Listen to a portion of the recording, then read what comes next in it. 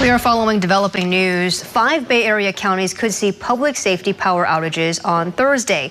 PG&E might shut off power in Alameda, Contra Costa, Napa, Solano, and Sonoma counties due to an elevated risk of wildfires. A red flag warning will go into effect.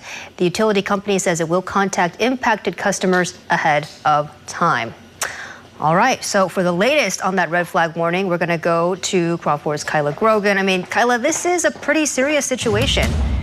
It is. It's a very serious situation, and this red flag warning goes into effect at 11 o'clock on Thursday and goes all the way until 5 o'clock on Saturday. And you can see it's not just us, but a little to the north of us and a little to the south of us as well. So as we zoom in here, the overall picture is that it's everybody, right? Unless you are at Point Reyes or you're right along that coastline, you're included in this red flag warning. And what that means is that we have elevated fire danger, and it means the weather conditions are such that if a fire were to start, it could quickly spread. This is a live look from the East Bay. Obviously, we're near the end of our summer, and we've got a lot of dry vegetation out there. We're going to have gusty offshore wind develop. That's going to start happening on Wednesday. The peak winds are going to go through Thursday night into Friday morning.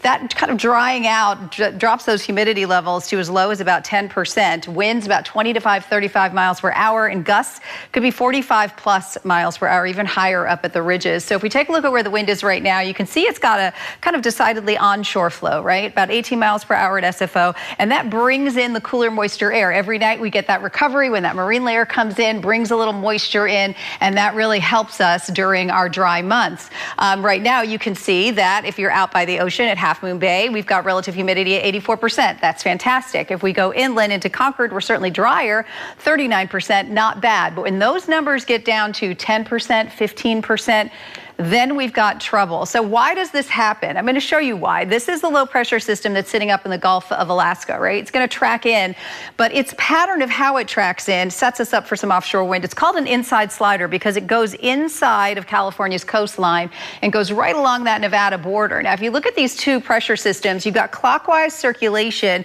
if you look at high pressure, and you've got counterclockwise circulation if you look at low pressure. When those two come together, you get that offshore wind being driven, so you get that northeasterly flow that starts to happen, and that keeps our marine layer away, and that is why we start to see that problem of fire danger. So taking a look here, you can see that we do still have some marine layer today. Temperatures are not bad, right, if we look out there. And the one good thing that we've got that front tracking through, that's actually going to drop temperatures down a little bit. But there it is up in the Gulf of Alaska. And once that system slides through and we have the backside of it, that's when we're going to start to see that wind and the bigger issue.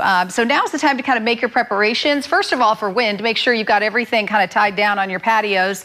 But second of all, just make sure that you're ready for elevated fire danger as we get into Thursday night, Friday, and Saturday. So we just have to take a deep breath, Stephanie. We know what to do. We just have to do the things that we know are going to keep everybody safe.